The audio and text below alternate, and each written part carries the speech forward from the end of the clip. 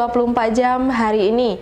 Fakultas Adab dan Humaniora UIN Raden Patah Palembang menggelar seminar internasional The Second International Seminar on Adab and Humanities dengan tema Development Collaborative Research in Islamic Malay Studies di Hotel Arya Duta Palembang Kamis kemarin. Seminar ini diharapkan mewadahi civitas akademika baik dosen dan mahasiswa untuk mempunyai rekognisi akreditas level internasional. Sejumlah narasumber bertaraf internasional hadir dalam seminar internasional The Second International Seminar on Adab and Humanities atau AISA yang digelar oleh Fakultas Adab dan Humaniora UIN Raden Patah Kamis kemarin. Di antaranya Khairuddin Al-Junaid, PhD dari Georgetown University, Dr. Chowki Bounani dari El Manar University, Ida Fajar Priyanto, PhD dari Universitas Gadjah Mada, dan lainnya. Dekan Fakultas Adab dan Humaniora UIN Raden Patah, Endang Rohmiatun M.Hum, berharap seminar internasional ini bisa mewadahi civitas akademik baik dosen dan mahasiswa untuk mempunyai rekognisi, biasanya untuk akreditas level internasional. Diharapkan wadah dengan adanya seminar internasional ini bisa mewadahi civitas akademika baik dosen maupun mahasiswa untuk mempunyai rekognisi.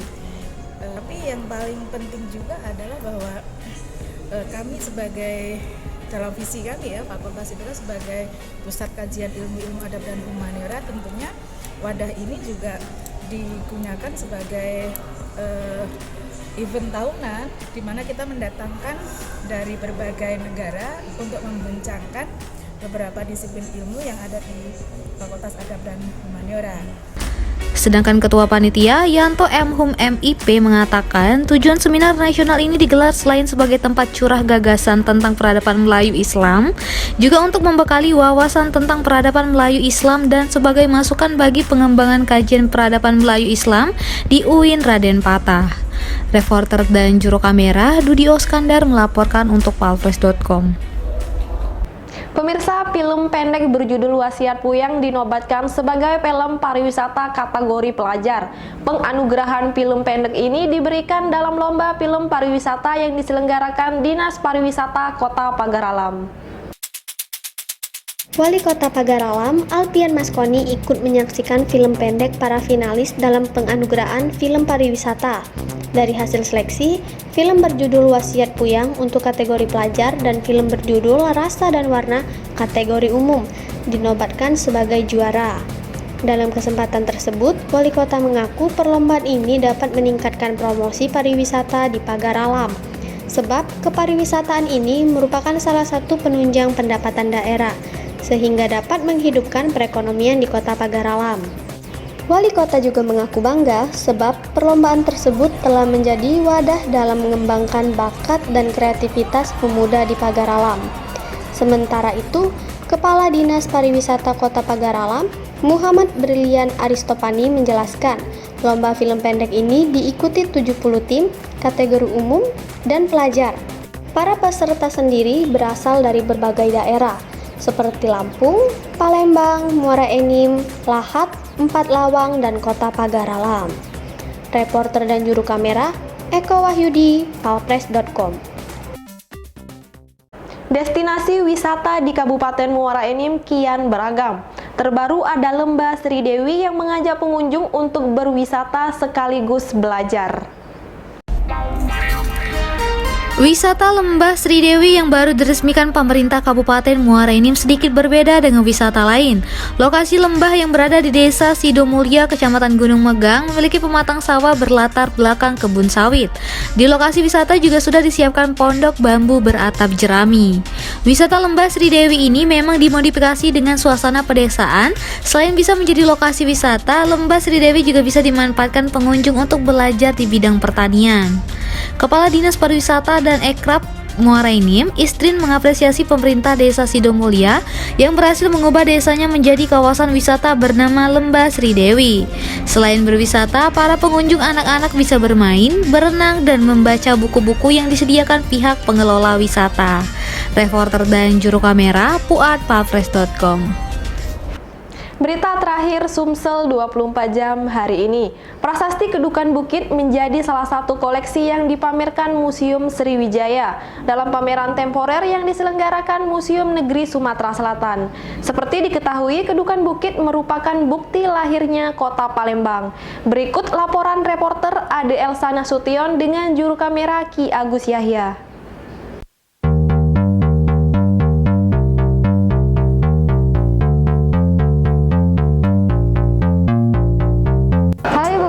Sumsel 24 jam. Saat ini saya sedang berada di stand Museum Sriwijaya. Di stand ini cukup unik karena mereka memamerkan sejumlah arca prasasti. Yuk kita tanyain pengelola dari stand ini. Selamat siang, Mbak. Siang. Apa kabar, Mbak? Alhamdulillah baik. Saya tadi udah keliling pameran temporer. Saya cukup kepo ke Museum Sriwijaya ini, Kak. Ada apa aja sih yang dipamerin di dalam stand ini? Iya, jadi sebelumnya saya beritahu bahwa Museum Sriwijaya ini berlokasi di situs Karanganyar di daerah Gandus, yang mana situs Karanganyar dipercaya oleh para arkeologi bahwa merupakan pemukiman pada masa Kedatuan Sriwijaya. Nah, di sini kami menampilkan tema yang kami angkat pada pameran bersama kali ini adalah toleransi beragama dalam kehidupan Kedatuan Sriwijaya. Jadi di sini kami menampilkan prasasti Kota Kapur yang mana bercorak agama Hindu yang ditemukan di Pulau Bangka, dan di sini juga disandingkan dengan prasasti Kedukan Bukit yang bercorak agama Buddha. Dan ini juga ada arca Siwa Mahadewa yang bercorak agama Hindu, dan ada arca Agastya yang bercorak agama Buddha ditemukan di Candi Bumi Ayu, salah satu kompleks percandian terbesar di Asia Tenggara. Nah, dari situ kita dapat memetik hikmah bahwa Kedatuan Sriwijaya walaupun bercorak agama Buddha tetapi tetap memperbolehkan umatnya atau masyarakatnya yang menganut agama Hindu untuk tetap tinggal di wilayah Kedatuan Sriwijaya. Oke. Oh iya, Pak, dari sejumlah arca ini yang mana yang paling tua, Mbak? Kalau yang paling tua ini, karena ini dari Hindu, jadi kan kalau dalam perjalanannya agama Hindu dulu yang masuk ke Sumatera Selatan. Dari perjalanan agama pun juga agama Hindu yang lahir terlebih dahulu daripada agama Buddha. Kebetulan yang kita bawa replika. Kalau untuk yang aslinya itu ada di Museum Nasional. Oh, itu aslinya benar-benar ada di sana ya? Apalagi prasasti Kedukan Bukit adalah prasasti yang menceritakan tentang lahirnya Kota Palembang. Jadi salah satu prasasti, prasasti yang penting sehingga diletakkan di Museum Nasional Jakarta. Oh iya, Mbak, prasasti ini katanya dikaitkan dengan penemuan Kota Palembang. Itu gimana sih, Mbak, ceritanya? Ya, jadi dari ekspansi dan Putahyang Sriwijaya Nasa selaku pendiri dari Kedatuan Sriwijaya itu ketika menemukan Kota Palembang, dituliskanlah di dalam prasasti Kedukan Bukit ini, dan dalam isinya juga mengandung Sidayatra, yang mana artinya Sidayatra itu adalah catatan perjalanan suci dari Dan Putahyang menyebarkan agama Buddha.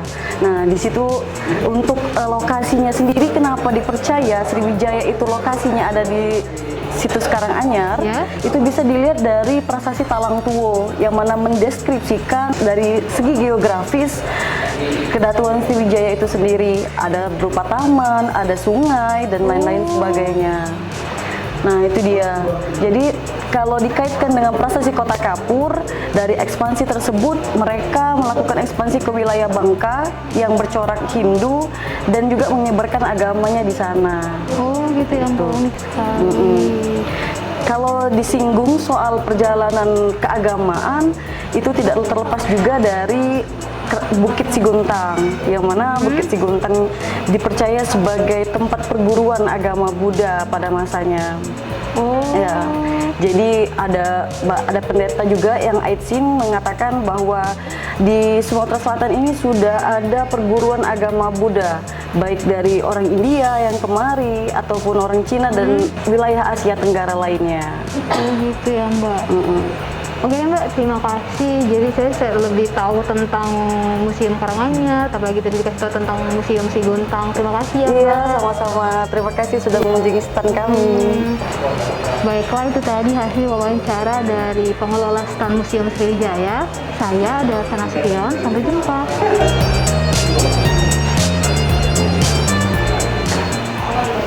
Demikianlah berita Sumsel 24 jam hari ini. Saya Sri Devi, sampai jumpa.